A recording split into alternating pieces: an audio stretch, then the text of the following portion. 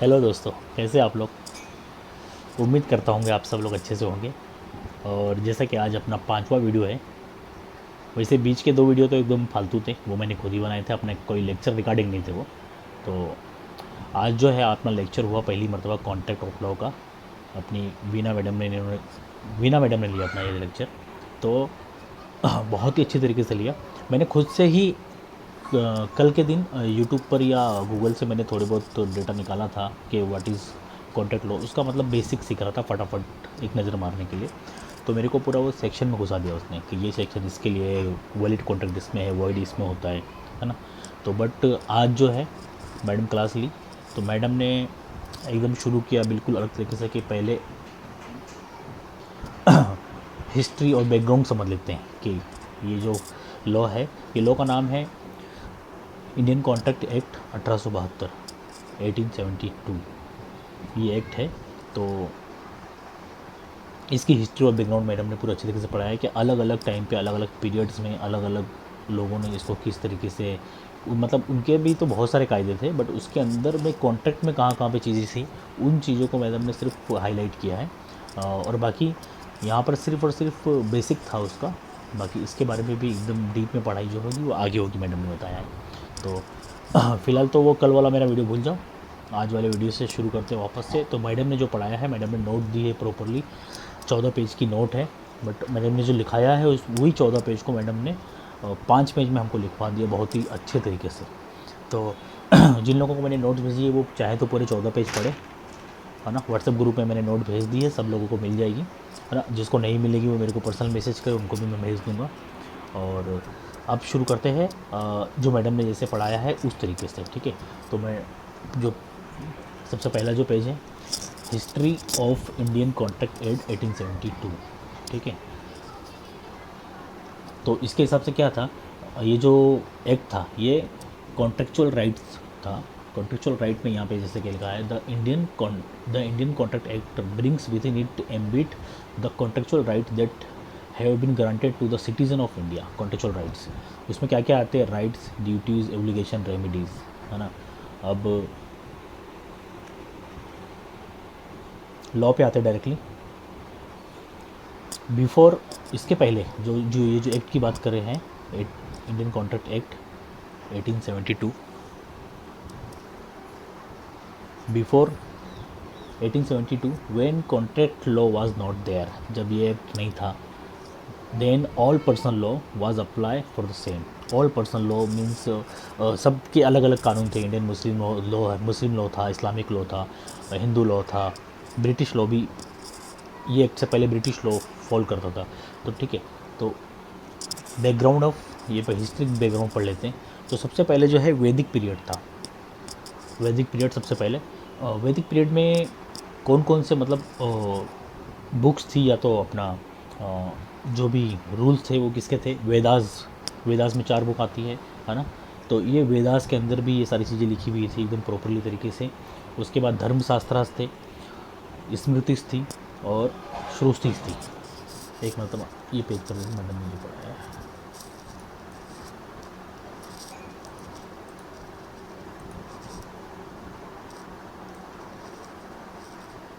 Okay. तो ये वैदिक दौर में इस तरह से यूज़ होता था। तो वैदिक दौर में उस टाइम पे कॉन्ट्रैक्ट लॉ जो था उसको वैदिक पीरियड में एक अलग वर्ड से वो जानते थे। वो वर्ड था व्यवहार, अरे बहुत मुश्किल है, भूल जाओ, व्यवहार मयुखा।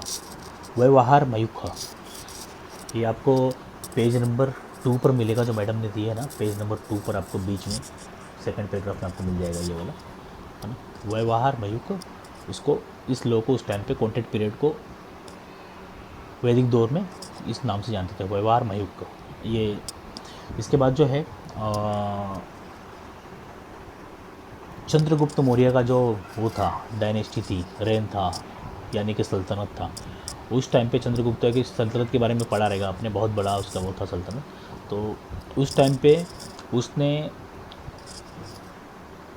उस टाइम पे ये इस तरह के कॉन्ट्रैक्ट एग्जिस्ट थे, उसने बनाए हुए थे, उसके अंपायर में ये सारी चीज़ें थी।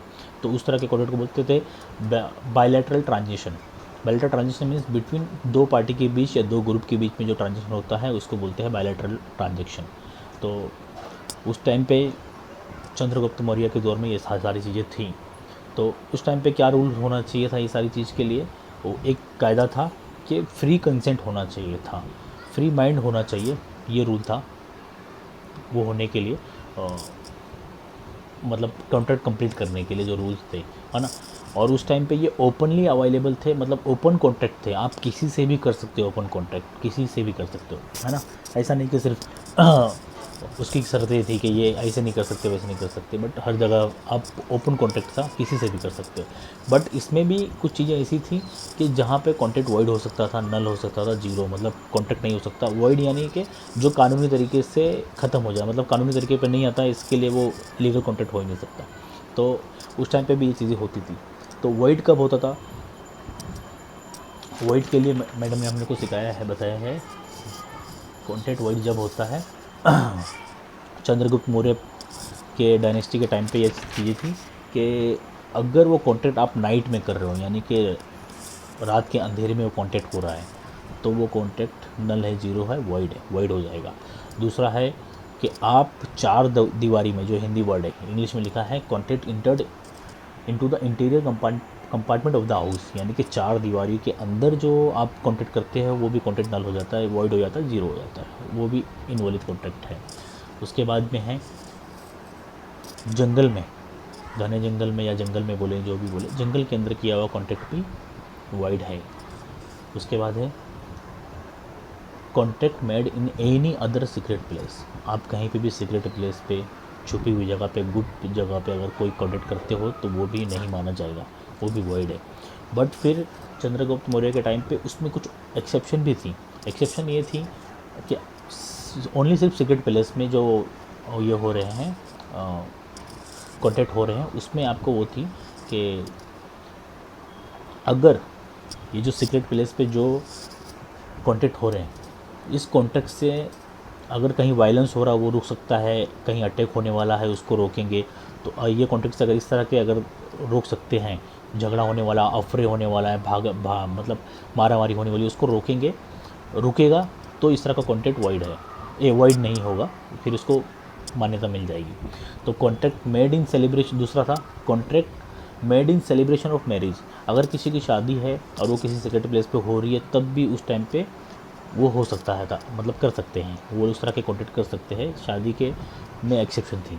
तीसरा है अंडर ऑर्डर्स ऑफ गवर्नमेंट, अगर गवर्नमेंट का ही ऑर्डर, गवर्नमेंट उस टाइम पे मतलब गवर्नमेंट नहीं, उस टाइम पे तो चंद्रगुप्त मौर्य के जो मिनिस्टर्स है या तो खुद राजा अगर कुछ बोले, किसी तरह का ऑर्डर दे, तो वो किसी भी इस कंडीशन में वो भी अलाउेबल है, वो भी वॉइड नहीं होगा, है ना। और फिर एक और है contract made by wanderers, hunters and spies and other who would roam in the forest frequently, सीधी सीधी बात में, एकदम सिंपल वर्ड में, आदिवासी लोग, है ना, हम लोग इसी तरह से बोलते हैं, हम लोग को उतनी सारी वर्ड नहीं पता इस चीज़ के लिए। आदिवासी लोग जो जंगल में रहते हैं, शिकारी, हंटर्स, है ना, जो जंगल में ही रहते हैं, उन लोग, वो लोग आपस में कॉन्ट्रैक्ट कर सकते हैं, वहाँ पर वो कॉन्ट्रैक्ट नल नहीं होगा, वॉइड नहीं होगा, है ना।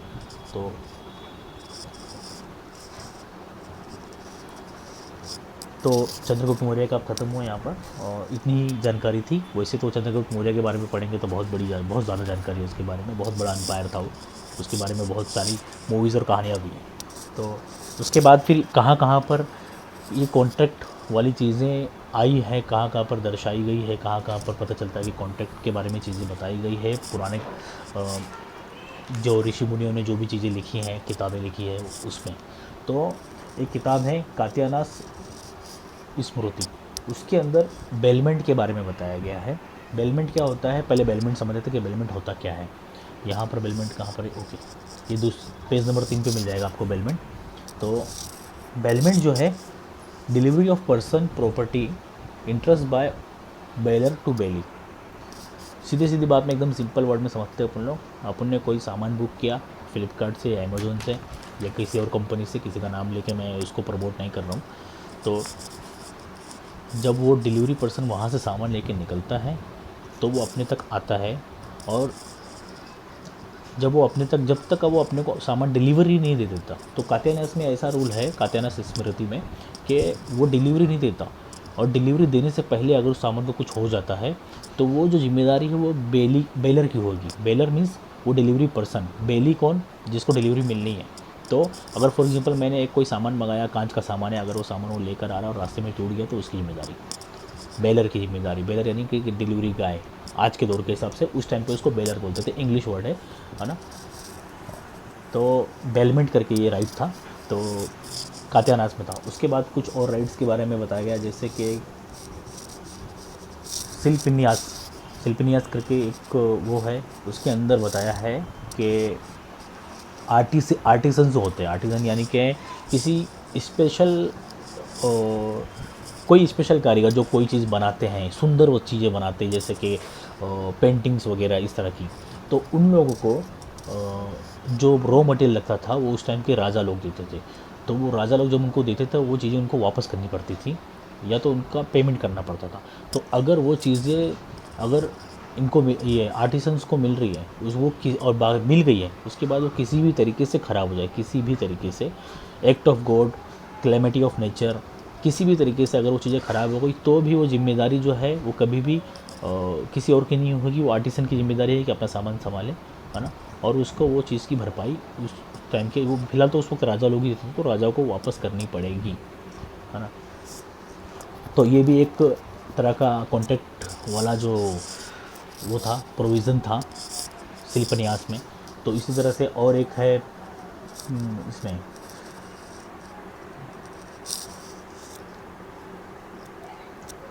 दमदूपत, दमदूपत करके एक प्रोविज़न है।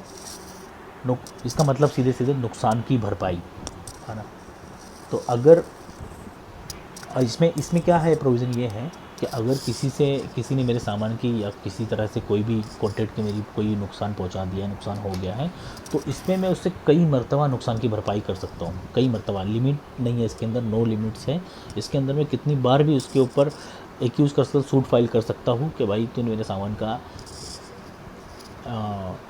मतलब नुकसान पहुंचाया है, तो मेरे को इसकी भरपाई चाहिए। अब मेरे को ये चीज़ के बारे में अब मैं आराम से इंटरनेट पे पढ़ूंगा कि दमदूपत क्या है ना। इसमें तो इतना ही लिखा है, बट मेरे को ये नहीं समझ में आया कि एक ही चीज़ के लिए बार बार कैसे वो कर सकते हैं। एक मतलब अगर उसने पेमेंट कर दी है तो ये मैं अपना खुद का वो बता रहा हूँ, बाकी यहाँ पर तो इसकी यही है ना। और इसी वो दमदूपत के ही बेस पे मतलब कोलकाता और मुंबई में, बॉम्बे उस टाइम पे बोलते थे, कोलकाता और बॉम्बे में जो पैसे का लेन देन होता था उसमें जो पैसा वापस लौटाने की जो लिमिट थी, टाइम लिमिट थी, वो नहीं थी, नो लिमिटेशन था उसके ऊपर। तो अजान हो रही, अपन थोड़ी देर में वो करते हैं। अच्छा, उसके बाद जो है ना, इसमें आया है रोमन पीरियड। रोमन पीरियड के बारे में बिल्कुल भी एक लाइन में सिर्फ उसका हुआ है। Roman period, if you want to contract you must be follow enforceable, यानी कि आपको लॉ फॉलो करना पड़ेगा, उस वक्त का कानून फॉलो करना पड़ेगा। और रोमन जो है, रोमन्स जो थे, आप अगर पुरानी मूवीज़ में भी देखेंगे और आपको हर जगह उसके यही मिलेंगे कि रोमन लोग बहुत ही सोशलाइज थे और अपने से ज़्यादा और बहुत पहले सोशलाइज थे, है ना। उन लोगों ने अपनी सोसाइटी बहुत ज़बरदस्त बनाई थी। तो रोमन के बारे में बस सिर्फ एक लाइन की डिस्क्रिप्शन है। उसके बाद जो है ना, सब लोग आ जाओ सीधे पेज नंबर 7 पे। पेज नंबर 7 पे आ गया इस्लामिक पीरियड। इस्लामिक पीरियड में जो है ना सीधे ये है कि Muslim law is a contract law. During the Muslim rule in India all matters relating to contract they are governed under the Mohammedan law of contract. Mohammedan law वो भी बोलते हैं, जैसे कि मुस्लिम लोगों को भी मोहम्मदन बोलते हैं, तो Mohammedan law means Islamic law एक तरह से बोल सकते हैं। ओके, तो उसके बाद सीधे यहाँ पे ये the word contract in Arabic is अकद। अकद जो है एक अरबी वर्ड है जिसका मतलब जो है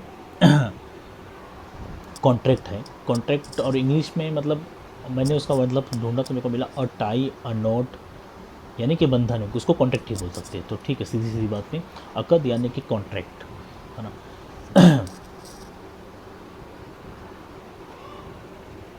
और ठीक है, तो मुस्लिम लॉ क्या है, मुस्लिम लॉ ही पूरे तरीके से कॉन्ट्रैक्ट बेस्ड है। तो उसमें जब भी कोई कॉन्ट्रैक्ट करना है तो उसमें कुछ भी होगा तो वो कॉन्ट्रैक्ट बेस पे होगा। तो उसमें कॉन्ट्रैक्ट करने के लिए एक वर्ड है जिसको कॉन्ट्रैक्ट प्रपोज करना है, वो उसको ईजाब बोलते हैं।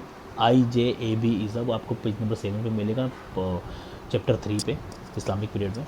ठीक है, और अब जो दूसरा बंदा है जिसको ऑफ़र दिया गया है वो कबूल करेगा ऑफ़र। इसकी सबसे बड़ी मिसाल तो मुस्लिम लॉ में जो निकाह होते हैं, शादी होती है, मैं भी मुस्लिम, मेरी भी शादी हुई है, मैंने प्रपोज़ किया और वहाँ से कबूल हुआ तो हो गया, निकाह हो गया।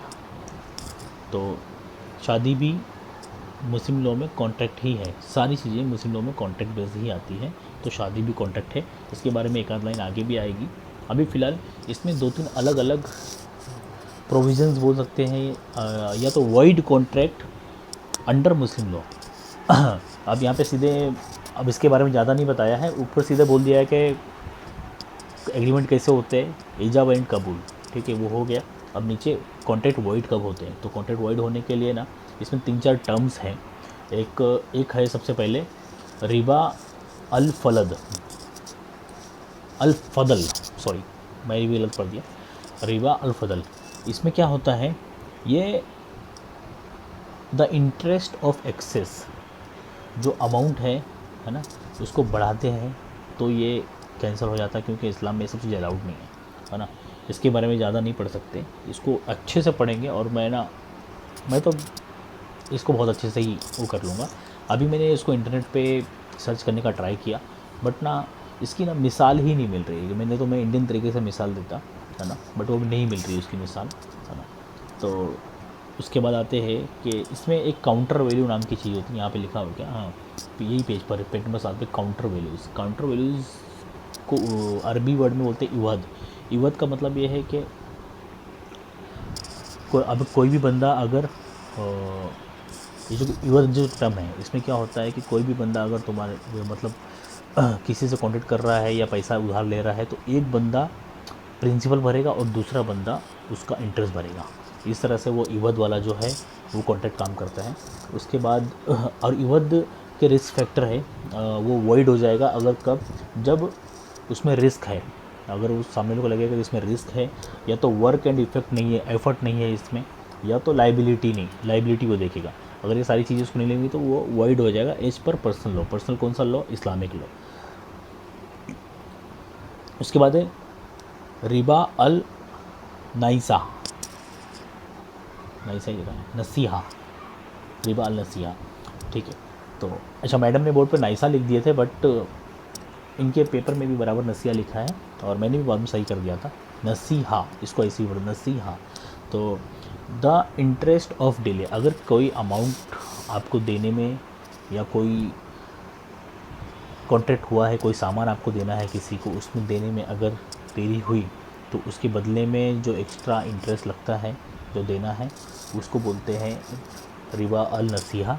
तो वो चीज़ भी अगर इसमें है तो वो सीधे वॉइड हो जाएगा, क्योंकि वॉइड हो जाएगा कॉन्ट्रैक्ट, क्योंकि मुस्लिम लोग इस चीज़ को भी प्रैक्टिस नहीं करता है, मानता नहीं है। ओके, उसके बाद है रिबा अल जाहिलिया। रिबा अल जाहिलिया क्या है, in case increase of interest,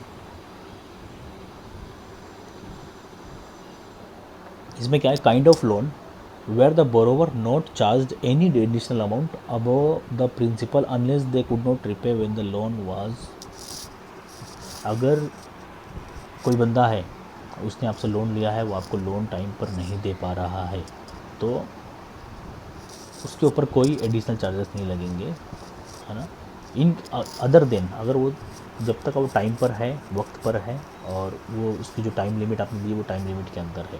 अगर वो टाइम लिमिट से ज़्यादा जाता है तो कुछ एक्स्ट्रा काउजेज़ में उसको पैसा थोड़ा बढ़ा सकते हैं, बट वो भी बहुत ज़्यादा डबल या ट्रिपल नहीं कर सकते, थोड़ा सा अमाउंट बढ़ा सकते हैं।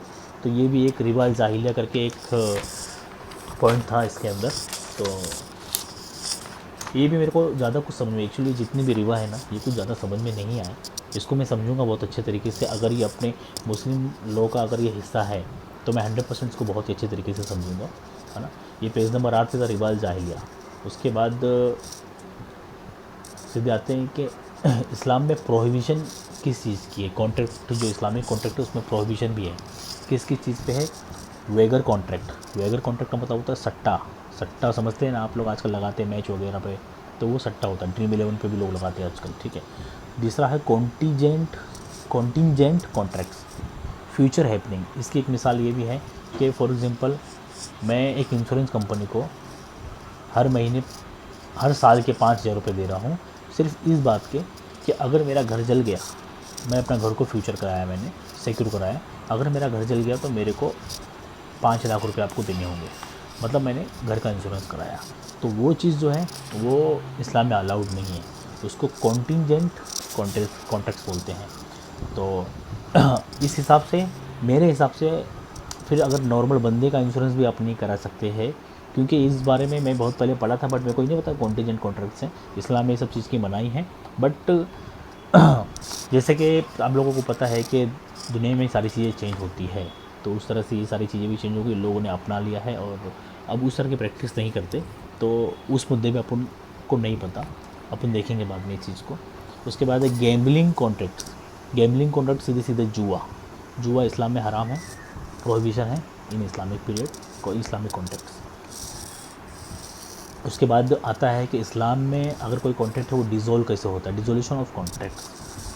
पहले तो ये है कि invalid grounds of mutual agreement, अगर दोनों पार्टी की सहमति नहीं थी तो वो कैंसिल, मतलब वो कॉन्ट्रैक्ट वहीं पे ख़त्म हो गया, डिज़ोल्व हो गया। उसके बाद कैंसिलेशन है। कैंसिलेशन कब होता है कॉन्ट्रैक्ट का? जब पर्सन इज़ डेड, जिन दोनों के बीच में अगर कॉन्ट्रैक्ट हुआ था उसमें से एक बंदा मर गया तो भी मतलब ही नहीं, फिर वो कॉन्ट्रैक्ट का वो डेड हो गया। उसके बाद डिसेबिलिटी, किसी को कोई डिसेबिलिटी हो गई जिसकी वजह से वो काम नहीं कर सकता या काम को करवा नहीं सकता, ये जो भी एग्रीमेंट होगा वो चीज़ अब वो नहीं कर पाएगा। तो दूसरा है पीरियड ऑफ एग्रीमेंट, अगर वो जो एग्रीमेंट का जो टाइम था, टाइम लिमिट थी, वो ख़त्म हो गई तो भी एग्रीमेंट ख़त्म हो जाएगा। तीसरा है टर्मिनेशन, है ना। तो टर्मिनेशन में क्या है? जब तुम खुद से एक पार्टी, तुम सामने वाला या आप, दोनों में से कोई भी अगर वो एग्रीमेंट कैंसिल कर दे तो भी एग्रीमेंट कैंसिल हो जाता है। इसमें फिर वापस है वो मिसाल दे रहा है कि एग्रीमेंट, सॉरी, मैं ये मुस्लिम में सब कुछ कॉन्ट्रैक्ट में आता है। इसकी सबसे बड़ी मिसाल है शादी। शादी को जो उर्दू वर्ड में बोलते हैं निकाह बोलते हैं।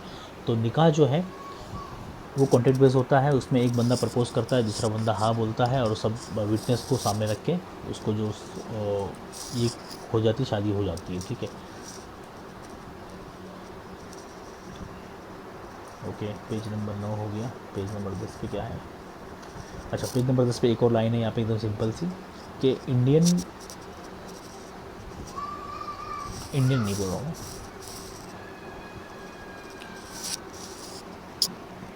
एक और कॉन्ट्रैक्ट में एक और चीज़ होती है अपना इस्लामिक कॉन्ट्रैक्ट में। एक चीज़ और है कि जब निकाह होता है तो निकाह के साथ में महर होता है। महर सारे मुस्लिम लोगों को पता है, बाकी लोगों को बता दूं कि महर ये होता है कि जब शादी के टाइम पे एक करार होता है हस्बैंड को, यानी कि होने वाले हस्बैंड को अपनी होने वाली बीवी को शादी से पहले तय करना पड़ता है। उसके घर वाले या वो बीवी, एक्चुअल में तो वो बीवी ही डिसाइड करती है कि मुझे इतने पैसे चाहिए, मेरी बहर की रकम इतनी होगी, वो खुद डिसाइड कर सकती है। और वो अमाउंट चाहे जितना भी हो, अनलिमिटेड अमाउंट वो डिसाइड कर सकती है कि मेरे को महर चाहिए इतना। अगर तुमको मुझसे शादी करनी है, जब मैं प्रपोज़ल लेके गया उसके पास तो वो मेरे को बताएगी कि मेरे को इतना पैसा चाहिए, हाँ, महर की रकम में। वो घर वाले के थ्रू बोले चाहे डायरेक्ट बोले, है ना, चाहे तो जो काजी होता है उसके थ्रू बोले, तो महर की रकम अप्रूव करना पड़ेगा हस्बैंड को कि हाँ मैं इतनी महर की रकम दूंगा। ये एट द टाइम ऑफ शादी उस टाइम पे भी दे सकता है या डिले करके भी दे सकता है, बाद में कभी और दे सकता है, जब तक उसकी शादी वो है, और उसको देना ही पड़ेगा। शादी टूट जाती है, अगर शादी ख़त्म हो जाती है उसके बाद भी उसको महर की रकम उसको देना ही पड़ेगा। तो जो भी वो अमाउंट कुछ भी हो सकता है जो बीवी ने डिमांड किया, और अगर वो उस महर की रकम पे अगर वो राज़ी नहीं होता है तो उसकी वो कॉन्ट्रैक्ट नहीं होगा, वो शादी नहीं होगी, ठीक है। अच्छा, इसमें एक और चीज़ ये भी बताइए कि also the Mohammedans were the first to recognise the concept of divorce. तलाक देने वाला जो रिवाज आया ये सबसे पहले इस्लामिक कानून में आया, इस्लामिक रूल में आया, लॉ में आया, है ना। उसके बाद मुस्लिम लोग को ख़त्म करिए, अब हिंदू लॉ पे आते हैं। हिंदू लॉ में ज़्यादा कुछ पढ़ाया नहीं, तीन चीज़ें लिखाई कली हिंदू लॉ में जो है। सबसे पहले तो हिंदू लॉ जो है ये जो है fundamentally different from the English law jurisprudence, ठीक है, वो तो ठीक है, अलग ही है। Hindu law is the result of the completion of numerous custom and works of स्मृतिकारास who interpreted and analyse Vedas to develop the various aspect of Hindu law. बहुत सारे ऋषि मुनियों ने, स्मृतिकारस ने, जो अलग अलग जगह से वेदास से चीज़ें इकट्ठा की और इकट्ठा करके कंपाइल करके फिर ये हिंदू लॉ बनाया है ना। Manusmriti in regarding the contract law dealt with the in competition to enter to the contract. Manusmriti में ये चीज़ है कि कॉन्ट्रैक्ट में डील करने के इनकम्पिटेंस टू इंटर जो होता है contract law dealt with the incompetence to enter to contract. Manusmriti में बताया है कॉन्ट्रैक्ट के बारे में कि जब कब तुम इनकम्पिटेंस हो इंटर द कॉन्ट्रैक्ट, ठीक है। तो अब इसमें सबसे ज़्यादा डोमिनेटेड जो स्मृति है वो है नारदा स्मृति, एज़ पर टीचर ने जो बोला, ओके। नारदा स्मृति है ना। और इसमें बताया है कि एक लॉ, उसमें एक छोटा सा एक लॉ बताया है कि इसमें था कॉन्ट्रैक्ट और नारदा स्मृति फॉर इन्फेंट। इन्फेंट जो जन्म से लेके 8 साल तक होता है, जो बच्चा पैदा हुआ है वो जब तक 8 साल का नहीं होता उसको इन्फेंट कहलाता है, तो वो कोई कॉन्ट्रैक्ट नहीं कर सकता है। उसके बाद बॉयहुड यानी कि 8 साल से लेके 16 साल तक की उम्र के बच्चे को बॉयहुड बोलते हैं, वो भी कोई कॉन्ट्रैक्ट नहीं कर सकता है क्योंकि तब तक वो बालिग नहीं हो। उसके बाद competent, after 16 years he can contract, 16 साल के बाद वो बंदा कॉन्ट्रैक्ट कर सकता है। इसमें एक और लाइन है नीचे, मेरे को वो समझ नहीं आ रही है कि वो जो 2 साल है वो किस चीज़ के है, ओके। ये जो 3 लाइन है, 16 साल के बाद कॉम्पिटेंट जो है वो कॉन्ट्रैक्ट कर सकता है। उसके बाद फोर्थ लाइन ये है जो मैंने यहाँ लिखा ही नहीं।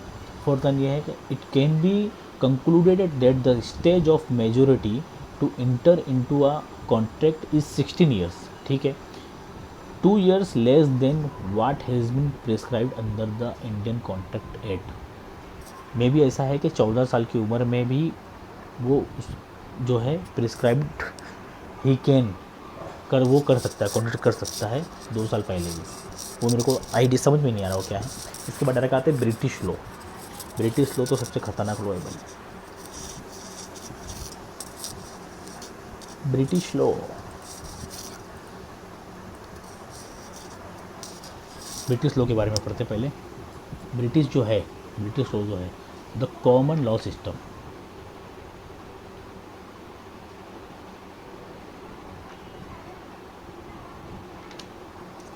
वहाँ से नहीं पढ़ेंगे, यहीं से पढ़ेंगे।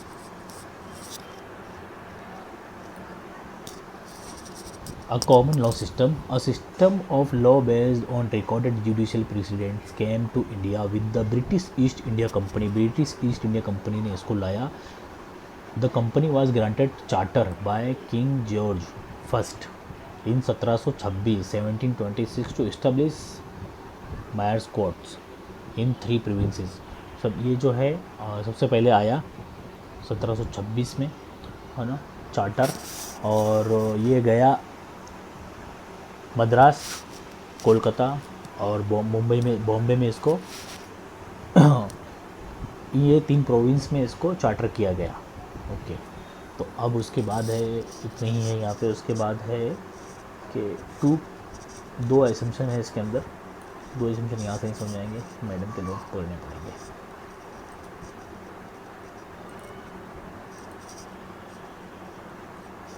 ब्रिटिश एरा,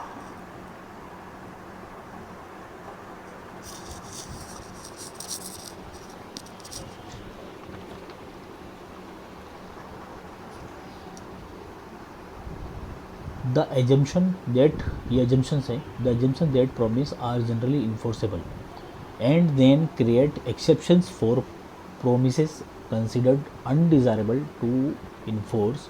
और दूसरा है the assumption that promises are generally unenforceable and then create exception for promise thought desirable to enforce। इसका मतलब भाई मैं नहीं समझा। आप इंग्लिश को समझ लो। मैं पढ़ा नहीं एक्चुअली इसके बारे में, मेरे को लगा कि मैंने लिख लिया है, मैडम ने लिखाई थी तो, बट ये इंग्लिश वाले से तो मैं नहीं समझ पा रहा, एक्सपेक्ट से मैं नहीं समझ पा रहा। अच्छा, तो 1862 में सबसे पहले हाई कोर्ट बनाया गया इंडिया में। इंडिया में कहाँ पर बनाया गया? 2 जगह पे, बॉम्बे, कलकत्ता, तीसरी जगह मद्रास में। 3 जगह पे हाई कोर्ट बनाया गया सबसे पहली मरतबा 1862 में। ओके, बट उस टाइम पे जो जजमेंट होता था वो पर्सनल लॉ को देख के ही होता था, क्योंकि तब तक का कोई इनका एक्ट नहीं था। ये जो दूसरा जो इनका एक्ट है ICA, इंडियन कॉन्ट्रैक्ट एक्ट 1872, ये 1872 में आया था। तो ये जो एक्ट है ये ये इंडियन कॉन्ट्रैक्ट एक्ट ये 1872 में आया भी जरूर था, बट इंडियन कॉन्ट्रैक्ट एक्ट 1861 में ही बन गया था, बना का इसका काम चालू था, मतलब बन रहा था। मैं इसको बनाने वाले कौन थे? Third law commission of England में बना था ये, इंडिया में नहीं बना था, क्योंकि उस टाइम पे उनका राज था तो वो लोग वहाँ बैठते थे, राजा लोग अपने, मतलब अंग्रेज राजा लोग वहाँ बैठते थे, तो उन लोगों ने बनाया था। और उसके बाद उसको यहाँ पे इन्फोर्स किया गया। पहले इनेक्ट करते हैं, उसके बाद इन्फोर्स करते हैं। इनेक्ट किया तारीख भूल गया मैं, अप्रैल की कोई तारीख है, बट मैं लिखता हूँ सबसे ऊपर तारीख वाली, 25, हाँ मेरे को याद किया, भूल गया। 25 अप्रैल 1872 को इनेक्ट किया गया और 1 सितंबर 1872 को इसको फोर्स किया गया। तो ब्रिटिश लोग तब से, ब्रिटिश वालों ने इंडियन कॉन्ट्रैक्ट एक्ट 1872 1 सितंबर को यहाँ पे लागू कर दिया इंडिया में। अब उस टाइम पे इस कॉन्ट्रैक्ट के एक्ट में क्या क्या आते थे, क्या क्या चीज़ें थी, वो पढ़ते हैं पहले।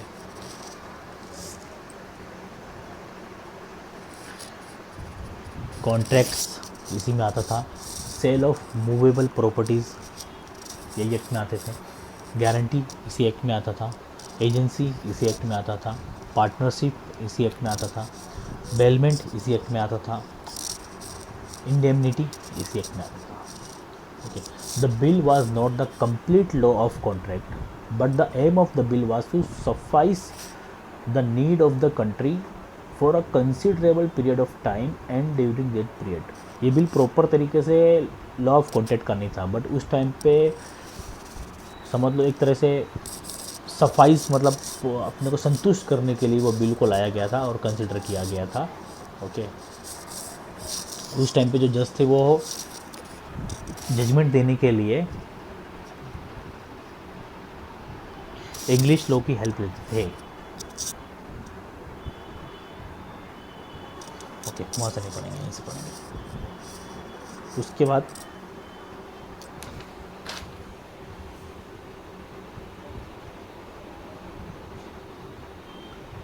ये जो एक्ट था इसको फिर एज इट इज़ रखा गया। उसके बाद इसमें बायफॉरगेट हुआ। बायफॉरगेट कब किया गया? बायफॉरगेट हुआ सेक्शन 76 to 123, ये था deals with sales of goods act 1930। ये फिर दूसरा भी दूसरा चेंजेस में हुआ। Section 239 239 to 266 deals with partnership enacted partnership act, ये 1932 में इनेक्टेड हुआ। तो ये 2 चेंजेस हुए और अभी फ़िलहाल अपने इतना ही पढ़ा, और मेरे ख्याल से बहुत अटक अटक के आज भी पढ़ाई की। अपना पता नहीं अपना बोलने का तरीका एकदम साफ कब होगा यार। भाई लोग, आप लोग सजेस्ट करो कि मैं क्या करूँ कि मैं फटाफट बोल पाऊँ। और इंग्लिश का तो देखो, अभी मैं इंग्लिश पढ़ के तुम्हारे को कोई एक आध लाइन मैडम की, कोई बीच की लाइन मैडम के पेज से ही पढ़ के दिखाता हूँ। नहीं रुको, इंटरनेट से पढ़ते हैं। लॉ ऑफ इंडिपेंडेंस, ये at the dawn of independence, the Parliament of Independent India was the forge where a document that will guide the young nation was being crafted. It will fall on the keen legal mind of B.R. Ambedkar to formulate B.R. Ambedkar, Baba Saheb Ambedkar, formulate a constitution of a newly independent India. The Indian bar had a role in the independence movement that can hardly be overstated. That the tallest leaders of the movement across the political spectrum were lawyers is ample proof. The new nation saw its first leader in Jawaharlal Nehru and a paternal figure in M.K. Gandhi. Both exemplary lawyers. Perhaps it is a consequent understanding of law and its relation to society that prompted the founding fathers to devote the energy required to form a constitution of unprecedented magnitude in both scope and length. भाई फटाफट पढ़ा पर मैं गलत पढ़ा, मैं समझ भी गया एक्चुअली, मैं पढ़ते ही समझ भी जाता हूँ, बट ना वो सिर्फ समझने वाले हैं, वो बोलने वाले नहीं, मतलब मैं समझा नहीं सकता। चलो ठीक है, आज के लिए ना सरफराज भाई टाटा बाय बाय। बहुत बड़ा वीडियो हो गया है, पता नहीं कब तक लोड होगा, सॉरी अपलोड होगा, लोड नहीं। चलो देखते हैं।